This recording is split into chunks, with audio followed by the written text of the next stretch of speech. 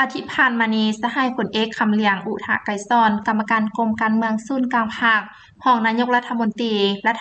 กระทรวงป้องกันประเทศได้ลงเคลื่อนไหวเฮ็ดเวียกอยู่ห้องประชุมของแขวงสยามบุรีมีสหายเพ็งนิรันดร์คำพันเพ็งกรรมการศูนย์กลางภาคเลขาคณะบริหารงานภาคแขวงประธานสภาประชาชนแขวงสยามบุรี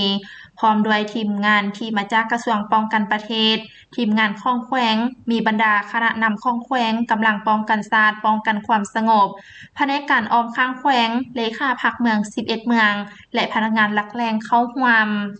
สหายเพ็งนิรันดร์คำพันเพ็งกรรมการศูนย์กลางภาคเลขาคณะบริหารงานภาคแขวงประธานสภาประชาชนแขวงสยามบุรีได้รายงานสภาพการจัดตั้งปฏิบัติเวียกงานฮอบด้านในระยะผ่านมาว่าแขวงสยามบุรี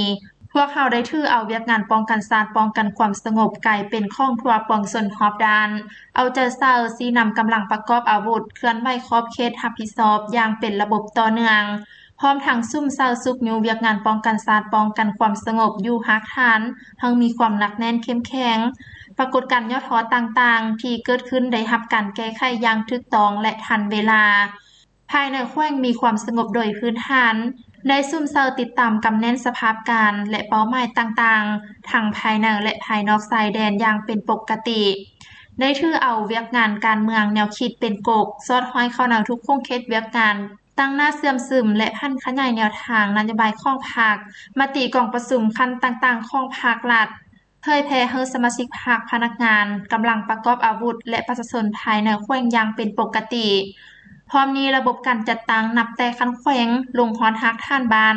ก็ได้รับการปรับปรุงอย่างเป็นระบบต่อเนื่องรักษาได้ความมีเสถียรภาพทางด้านการเมืองที่หนักแน่นซุ่มเซาการจัดตั้งปฏิบัติแผนพัฒนาเศรษฐกิจสังคม6เดือนต้นปี2026มีผลสำเร็จในหลายด้านเฮ็ดให้เศรษฐกิจของแขวงขยายตัวอย่างต่อเนื่องเติบโตในระดับ 5.5 ส่วนร้อยสามารถเก็บรายรับเข้างบประมาณได้ทั้งหมด 2,112.33 ตื้อกีบเท่ากับ 66.65 ส่วนร้อยของแผนการปฏิบัติรายจ่ายได้ 662.76 ตื้อกีบเท่ากับ 53.24 ส่วนร้อยและคุ้มครองงบประมาณของรัฐสนองให้เบิกจ่ายได้เป็นปกติภายในแขวงสามารถส่งออกสินค้าได้ทั้งหมด 42.26 ล้านดอลลาร์เท่ากับ 26.60 ส่วนร้อยของแผนการสินค้าที่ส่งออกเป็นหลักแม่นผลิตภัณฑ์กสิกรรม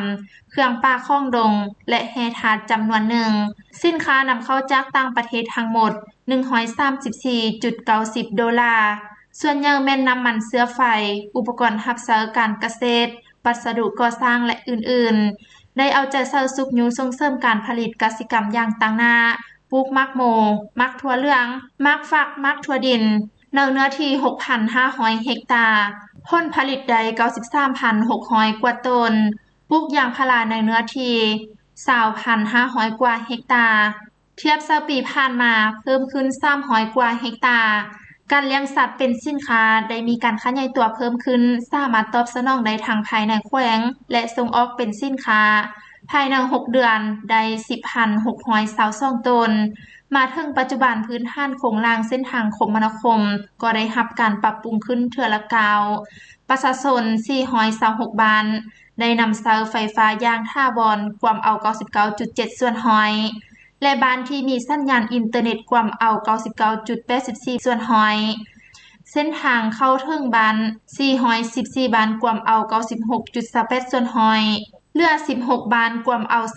3.73 ส่วนร้อยจากนั้นสหายพลเอกคำเหลียงอุทะไกรสอนได้แสดงความย่องหย่อสมเสยต่อผลงานที่ญาติมาได้